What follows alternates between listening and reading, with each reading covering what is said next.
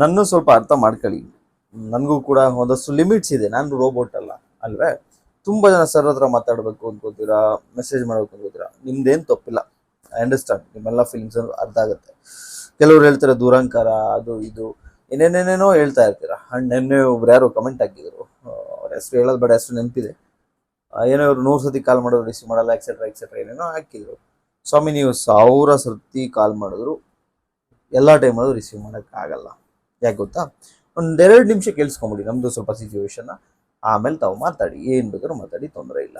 ನಮ್ಮ ಸ್ಟೂಡೆಂಟ್ಸ್ಗಂತೂ ನಾನು WhatsApp number ಕೊಟ್ಟಿದ್ದೀನಿ. ಆನ್ಲೈನ್ ಸ್ಟೂಡೆಂಟ್ಸ್ಗೆ ಏನಾದ್ರು ಡೌಟ್ಸ್ ಕೇಳಿದ್ರೆ 1 or 2 days ಅಥವಾ 3 days ಅಥವಾ 1 week ಒಳಗಡೆ ನಾನು ರಿಪ್ಲೈ ಮಾಡ್ತೀನಿ.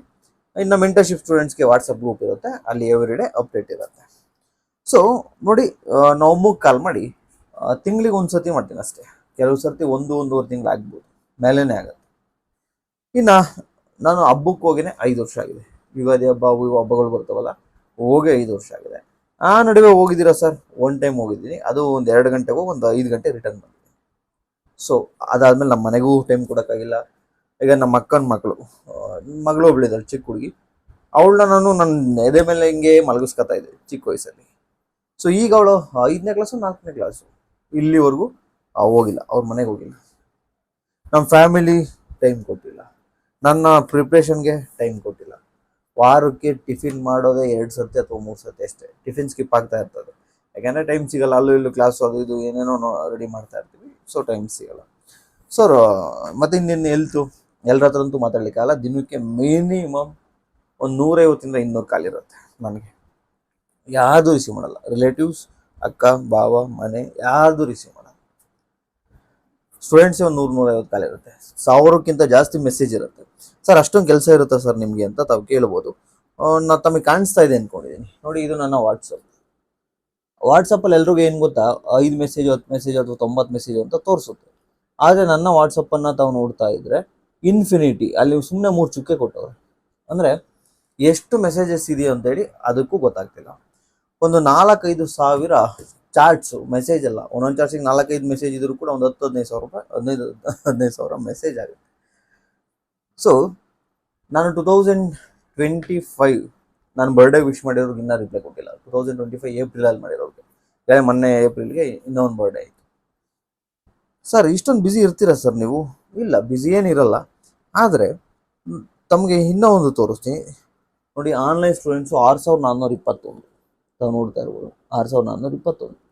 ಅದಾದ ನಂತರ ಒಂದು 12 ಮೆಂಟರ್ಶಿಪ್ ಗ್ರೂಪು ಮೊನ್ನೆಯನ್ನು ಕಂಪ್ಲೀಟ್ ಆಗಿದ್ದಾವೆ. ಅಟ್ ಪ್ರೆಸೆಂಟು 7 ಮೆಂಟರ್ಶಿಪ್ ಗ್ರೂಪ್ ಇದ್ದಾವೆ. 7 ಮೆಂಟರ್ಶಿಪ್ ಗ್ರೂಪ್ ರನ್ನಿಂಗ್ ಇದ್ದಾವೆ ಅಟ್ ಪ್ರೆಸೆಂಟ್, ನಾವು ನೋಡ್ತಾ ಇರ್ಬೋದು. ಸೊ ನೆಕ್ಸ್ಟು ಎವ್ರಿ ಡೇ ಕ್ಲಾಸಿಗೆ ನೋಟ್ಸ್ ರೆಡಿ ಮಾಡಬೇಕು. ಈ 6000 ಜನ ಸ್ಟೂಡೆಂಟ್ಸ್ ಒಂದಲ್ಲ ಒಂದು ಪ್ರಾಬ್ಲಮ್ ಇದ್ದೇ ಇರುತ್ತೆ, ಏನಾದರೂ ಪ್ರಾಬ್ಲಮ್ ಕೇಳ್ತಾನೆ ಇರ್ತಾರೆ. ಸರ್ ನೋಟ್ಸ್ ಡೌನ್ಲೋಡ್ ಆಗ್ತಿಲ್ಲ, ಅದು ಎಕ್ಸೆಟ್ರಾ ಎಕ್ಸೆಟ್ರಾ. ಮತ್ತು ಥ್ರೋಟ್ ಪ್ರಾಬ್ಲಮ್ ಫ್ರಮ್ ಲಾಸ್ಟ್ 6 ಮಂತಿಂದನೇ ರೆಸ್ಟ್ ಮಾಡೋಕ್ಕೆ ಹೇಳಿದ್ದಾರೆ ಡಾಕ್ಟ್ರು, ಅಂದರೂ ನಾನು ಮಾಡ್ತಾ ಇಲ್ಲ. ನಾನು ಆನ್ಲೈನ್ ಕ್ಲಾಸ್ ಸ್ಟೂಡೆಂಟ್ಸ್ನ ಕೇಳಿ ಕ್ಲಾಸ್ ಮಾಡ್ತಾ ಮಾತಾಡಲಿಕ್ಕೆ ಆಗಲ್ಲ, ಅಷ್ಟಿರುತ್ತೆ ಒಂದು. ಇನ್ನೊಂದು, ಕ್ಲಾಸ್ ನೋಟ್ಸನ್ನು ಕೂಡ ನಾನೇ ರೆಡಿ ಮಾಡೋದು. ಸುಮ್ಮನೆ ನಿಮಗೆ ಬರ್ಸೋದಾಗಲಿ ಅಥವಾ ಯಾವುದೋ ಹಳೆ PPT ಕೊಡೋದಾಗಲಿ ನಾನು ಮಾಡಲ್ಲ. ಪ್ರತಿಯೊಂದಕ್ಕೂ ಕೂಡ ಹೊಸದೇ ನಾನು ರೆಡಿ ಮಾಡೋದು. ಎವ್ರಿ ಡೇ ನೋಟ್ಸ್ ಹೊಸದೇ ನಾನು ಮಾಡೋದು. ನೋಡಿ, ಇಷ್ಟೆಲ್ಲ ನಡುವೆ ನೀವು ಹೇಳಿ, ನೀವು ಯಾರಾದ್ರೂ ಒಬ್ಬರಿಗೆ ಮೆಸೇಜ್ ಮಾಡೋಕ್ಕೆ ಬೇಜಾರಾಗ್ಬೋದು. ನಾನು ಇಷ್ಟೊಂದು ಕಾಲ್ ರಿಸೀವ್ ಮಾಡೋಕ್ಕೆ ಸಾಧ್ಯ ಆಗುತ್ತಾ? ಸಾಧ್ಯ ಅದೇ ಬೇರೆ ಕ್ಲಾಸೆಲ್ಲ ಯಾರನ್ನು ಮಾಡೋದು? ಸುಮ್ಮನೆ ನಾನು ಜಸ್ಟ್ ಇವತ್ತಿನ ಸ್ಕೆಡ್ಯೂಲ್ ಹೇಳ್ತೀನಿ, ನೋಡ್ಕೊಳ್ಳಿ. ಜಸ್ಟ್ ಇವತ್ತಿನ ಸ್ಕೆಡ್ಯೂಲ್, ಆಮೇಲೆ ನಿಮಗೆ ಗೊತ್ತಾಗುತ್ತೆ. ಇವತ್ತಿನ ಸ್ಕೆಡ್ಯೂಲ್ ನನಗೆ ಸ್ಟಾರ್ಟ್ ಆಗಿದ್ದೆ ನೆನ್ನೆ ನೈಟಿಂದ. ನೆನ್ನೆ ನೈಟ್ ನಂದು ಟಾರ್ಗೆಟ್ ಎಲ್ಲ ಅಪ್ಲೋಡ್ ಮಾಡೋ ಅಷ್ಟೊತ್ತಿಗೆ 1 ಗಂಟೆ ಆಯಿತು. ಕೆಲವು ನಮ್ಮ ಮೆಂಟರ್ಶಿಪ್ ಸ್ಟೂಡೆಂಟ್ಸ್ನ ಕೇಳಿ, ಕೆಲಸದ 2 ಗಂಟೆ 3 ಗಂಟೆ 4 ಗಂಟೆ ಮಧ್ಯರಾತ್ರಿ ನೀವು ಮಲಗಿರ್ತೀರ, ಅವಾಗ ನಾನು ಟಾರ್ಗೆಟ್ ಆಗ್ತೀನಿ. ಸೊ 1 ಗಂಟೆ ನಾನು ನೆನ್ನೆ ನೈಟ್ ಆಗ್ತೆ. 1 ಗಂಟೆಯಿಂದ 2 ಗಂಟೆವರೆಗೂ ಇವತ್ತು 3 ವಿಡಿಯೋ ಮಾಡಬೇಕಿತ್ತು, 4 ವಿಡಿಯೋ ಮಾಡಬೇಕು ಇವತ್ತು. ಸೊ ತಮ್ನೇಲ್ ರೆಡಿ ಮಾಡಿದೆ. ನಮ್ಮ ಹುಡುಗ ಸ್ವಲ್ಪ ಎಲ್ಲೋ ಕೆಲಸ, ಅವ್ರದ್ದೇನೋ ಫ್ಯಾಮಿಲಿ ಇಶ್ಯೂಸ್ ಆಗಿದೆ, ಹೋಗಿದ್ದಾರೆ. ಇಲ್ಲ ಅವ್ರು ಒಂದು ಸ್ವಲ್ಪ ಹೆಲ್ಪ್ ಮಾಡೋರು. ಮತ್ತು ನಾನು ಇವತ್ತೇನೇನು ಮಾಡಬೇಕು ಅಂತ ನಾನು ನೈಟ್ ಸ್ಕೆಡ್ಯೂಲ್ ಮಾಡಿದೆ. 1 ಗಂಟೆಯಿಂದ 2 ಗಂಟೆ ಆಯಿತು. 2 ಗಂಟೆ ಮಲಗಕ್ಕೆ ಹೋದೆ, ಒಂದು 2:30 ನಿದ್ದೆ ಬಂದಿರುತ್ತೆ. 2:30ಇಂದ 6:30 ಎದ್ದೆ, 4 ಅವರ್ ನಿದ್ದೆ ಆಯಿತಾ. ಸೊ 6:30 ಫ್ರೆಶ್ ಅಪ್ ಆಗೋಷ್ಟೊತ್ತಿಗೆ 7 ಗಂಟೆ. 7ರಿಂದ 7:30 ಲೈವ್ ಸ್ಕೆಡ್ಯೂಲ್ ಮಾಡಿದೆ, ಇವತ್ತು ಯಾವ್ಯಾವ ಲೈವ್ ಮಾಡಬೇಕು ಅಂತೇಳಿ ಸ್ಕೆಡ್ಯೂಲ್ ಮಾಡಿದೆ. ನೆಕ್ಸ್ಟ್ 7:30ಇಂದ 8:15 ಟಿಫಿನ್ ತೊಗೊಂಬಂದು ಟಿಫಿನ್ ಮಾಡಿದೆ, ಪಾರ್ಸಲ್ ತೊಗೊಂಬಂದೆ, ಟಿಫಿನ್ ಮಾಡಿ. ನೆಕ್ಸ್ಟ್ ಈಗ 8:30 9 o'clock ಇವಾಗ ನೋಡಿ 9:04, 8:30 8:55 ನಾನೇನು ಮಾಡಿದೆ, ಲೈವ್ಗೆ ಏನೇನು ಮಾಡ್ಬೇಕು ಅಂತ ಸ್ವಲ್ಪ ಪ್ರಿಪ್ರೇಷನ್ ಮಾಡಿದೆ. ಸೊ ಈಗ ವಿಡಿಯೋ ಮಾಡ್ತಾ ಇದ್ದೀನಿ ನೋಡಿ, 9:04 ಈಗ ವಿಡಿಯೋ ಮಾಡ್ತಾ ಇದ್ದೀನಿ. ನಂತರ ಇವತ್ತು 10 ಗಂಟೆಗೆ ಯೂಟ್ಯೂಬ್ ಚಾನಲ್ಲಿ AOಗೆ 10 ಗಂಟೆಗೆ ಲೈವ್ ಇದೆ ಮೆಂಟರ್ಶಿಪ್ಗೆ 10 ಗಂಟೆಗೆ.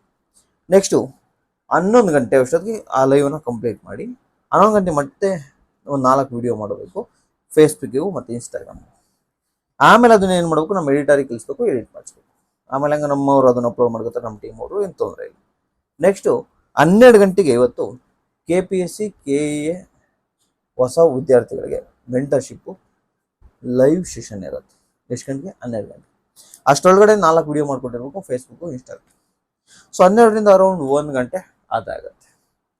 ಅದಾದ ನಂತರ ಇವತ್ತು ಕರ್ನಾಟಕ ಜಿಯೋಗ್ರಫಿ ಕ್ಲಾಸ್ ಸ್ಟಾರ್ಟ್ ಆಗುತ್ತೆ. ಸೊ ಜಿಯೋಗ್ರಫಿ ಫ್ಯಾಕಲ್ಟಿಗೆ ನಾನು ಕಾಲ್ ಮಾಡಬೇಕು, ಅವ್ರು ರೆಡಿ ಇದ್ದಾರಾ? ಸಾರಿ, ಹಿಸ್ಟ್ರಿ ಕರ್ನಾಟಕ ಹಿಸ್ಟ್ರಿ ಶುರು ಆಗ್ತಾ ಇದೆ. ಸೊ ಕರ್ನಾಟಕ ಹಿಸ್ಟ್ರಿ ಫ್ಯಾಕಲ್ಟಿ ಅವ್ರಿಗೆ ನಾನು ಕಾಲ್ ಮಾಡಬೇಕು, ಅವ್ರನ್ನ ಸ್ಕೆಡ್ಯೂಲ್ ಮಾಡಬೇಕು, ಅವ್ರನ್ನ ಕರ್ಕೊಂಡೋಗಿ ನಮ್ಮ ಸ್ಟುಡಿಯೋ ಹತ್ರ ಬಿಡಬೇಕು. ಅಲ್ಲಿ ಸ್ವಲ್ಪ ಅದು ಇದು ಇರುತ್ತೆ, ಅದು ನೋಡ್ಕೋಬೇಕು. ಅವ್ರು 3 ಗಂಟೆಯಿಂದ 6 ಗಂಟೆವರೆಗೂ ಅವ್ರು ಕ್ಲಾಸ್ ಮಾಡ್ತಾರೆ. ಆನಂತರ ನನಗೆ ಎಂಟರ್ಟೈನ್ಮೆಂಟ್ ಬೇಕಲ್ವಾ, ಇಷ್ಟೆಲ್ಲ ಕೆಲಸ ಮುಗಿಸಿ IPL ನೋಡಬೇಕು. ಆಮೇಲೆ ಎಗೈನ್ ನಾಳಿದ್ದೇನು ಮಂಡೇ ಶುರು ಆಗ್ತಾ ಇದೆ, ಮಂಡೇಗೆ ಜಿಯೋಗ್ರಫಿ ಕ್ಲಾಸ್ ಮಾಡಬೇಕು, ಕ್ಲಾಸಿಗೆ ನೋಟ್ಸ್ ರೆಡಿ ಮಾಡ್ಕೋಬೇಕು. ಆನಂತರ ಎಗೈನ್ ಮಂಡೇಗೆ ಟಾರ್ಗೆಟ್ನ ಹಾಕ್ಬೇಕು, ಬೇರೆ ಮೆಂಟರ್ಶಿಪ್. ಸೊ ಇಷ್ಟ್ರ ಜೊತೆ ನೀವೇ ಹೇಳಿ, ನಾನು ಯಾವಾಗ ಮಾತಾಡಲಿ ನಿಮ್ಮ ಜೊತೆ? ಏನೋ ಕಾಲ್ ಮಾಡಿಲ್ಲ ಅಂತ ಇದು ಮಾಡಿರಲ್ಲ ನೀವು. 1000 ಅಲ್ಲ ಸ್ವಾಮಿ, 10,000 ಸರ್ತಿ ಮಾಡಿದ್ರು ನನಗಿರೋದು 24 ಗಂಟೆ. 100 ಕಾಲ್ಗೂ ನಾನು ಅಟೆಂಡ್ ಮಾಡ್ತೀನಿ ಅಂದರೆ 24 ಗಂಟೆ ಸಾಕಾಗಲ್ಲ. ಫ್ಯಾಮಿಲಿಗೆ ನಾನು ಮಂತ್ಲಿ ಒಂದ್ಸತಿ ಕಾಲ್ ಮಾಡೋಕ್ಕೆ ಹೇಳಿದ್ದೀನಿ. ನಾನು ಕೂಡ ಇಷ್ಟೆಲ್ಲ ನಮ್ಮ ಸ್ಟೂಡೆಂಟ್ಸಿಗೆ ರೆಡಿ ಮಾಡಿಸ್ಬೇಕು. ಈಗ ಮೆಂಟರ್ಶಿಪ್ ಅವ್ರಿಗೆ ಏನು ತೊಂದರೆ ಇಲ್ಲ, ಡೈಲಿ ವಾಟ್ಸಪ್ಪಲ್ಲಿ ನನ್ನ ಅವ್ರವ್ರ ಗ್ರೂಪಲ್ಲಿ ತೊಂದರೆ ಇಲ್ದಂಗೆ ಅವ್ರ ಮೆಂಟರ್ಶಿಪ್ ಅವರು ಏನೋ ಡೌಟ್ಸ್ ಇರೋ ಕೇಳ್ಕೊತಾರೆ. ಇನ್ನು ಆನ್ಲೈನ್ ಕ್ಲಾಸ್ ಸ್ಟೂಡೆಂಟ್ಸ್ಗೂ ಒಂದು ನಂಬರ್ ಕೊಟ್ಟಿದ್ದೀನಿ, ಆ ನಂಬರ್ಗೆ ತಮ್ಮ ಡೌಟ್ಸನ್ನು ಹಾಕ್ತಾರೆ. ಅದು ಬಿಟ್ಟರು ನಾವು ಇದು ಎಲ್ಲ ಅಡ್ಮಿಷನ್ ಅವ್ರಿಗೂ ಇವ್ರಿಗೂ ದಯವಿಟ್ಟು ನಾನು ಮಾತಾಡೋಕ್ಕಾಗಲ್ಲ. ತೊಂದರೆ ಇಲ್ಲ, ಒಂದು 100 ಅಡ್ಮಿಷನ್ ಕಡಿಮೆ ಆಗುತ್ತಾ? ತೊಂದರೆ ಇಲ್ಲ. ಯಾಕೆ ಅಂದರೆ ಈ ಹುಡುಗರು ಏನೀಗ ಇದಾರಲ್ಲ ಮೆಂಟರ್ಶಿಪ್ ಅಥವಾ ಕ್ಲಾಸಸ್, ಅವ್ರಿಗೆ ಅನ್ಯಾಯ ಆಗುತ್ತೆ. ಸುಮ್ಮನೆ ನಿಮ್ಮ ಹತ್ರ 100 ಅಡ್ಮಿಷನ್ಗೋಸ್ಕರ ನಾನು ಡೆಫಿನೆಟ್ಲಿ ನಾನು ಮಾತಾಡೋ ಅಡ್ಮಿಷನ್ ಆಗ್ತಾರೆ ಅವರಷ್ಟು ಜನ. ಅವ್ರ ಹತ್ರ ಮಾತಾಡೋಕೆ ಇವ್ರಿಗೆ ತೊಂದರೆ ಆಗುತ್ತೆ, ಮತ್ತು ನನಗೆ ಥ್ರೋಟ್ ಪ್ರಾಬ್ಲಮ್, ಮಾತಾಡ್ಲಿಕ್ಕಾಗಲ್ಲ. ಸೊ ದಯವಿಟ್ಟು ಅರ್ಥ ಮಾಡ್ಕೋತೀರ ಅಂದ್ಕೊಂಡಿದ್ದೀನಿ. ಇಲ್ಲ ನೀವೇ ಹೇಳ್ಬಿಡಿ, ನೀವೇ ಬಂದ್ಬಿಡಿ, ಇಲ್ಲಾಂದರೆ ನಾನು ಸ್ಯಾಲ್ರಿನೂ ಕೊಡ್ತೀನಿ. ಸುಮ್ಮನೆ ನಾನು ಕಾಲ್ ರಿಸೀವ್ ಮಾಡೋಕ್ಕೆ ಯಾರಾದರೂ ಇದಕ್ಕೆ ಅಂದರೆ ಕಾಲ್ ಸೆಂಟ್ರ್ ಥರ ಅದೊಂದು ಮಾಡಬೇಡ ಬಿಡಿ, ತೊಂದರೆ ಏನಿಲ್ಲ. ಸ್ವಲ್ಪ ಅರ್ಥ ಮಾಡ್ಕೋಬೇಕು ಮಾತಾಡೋದಕ್ಕಿಂತ ಮುಂಚೆ. ಇವ್ರಿಗೆ ಟೈಮ್ ಇದೆಯಾ ಇಲ್ವಾ ಅದನ್ನು ಸ್ವಲ್ಪ ಅರ್ಥ ಮಾಡಿಕೊಂಡು ಮಾತಾಡಿದ್ರೆ ಬೆಸ್ಟ್. ಓಕೆನಾ? ಅರ್ಥ ಆಗಿದೆ ಅಂದ್ಕೊಂಡಿದ್ದೀನಿ, ಆಗಿಲ್ಲ ಅಂದರೆ ಎಂತ ಮಾಡಲಿಕ್ಕಾಗಲ್ಲ. ಆ್ಯಂಡ್ ಎಲ್ಲ ನನ್ನ ವಿದ್ಯಾರ್ಥಿಗಳು ಸ್ವಲ್ಪ ಕೋಆಪ್ರೇಟ್ ಮಾಡ್ತಾರೆ ಅಂದ್ಕೊಂಡಿದ್ದೀನಿ. Thank you so much. Bye, see you, take care. Next ವಿಡಿಯೋದಲ್ಲಿ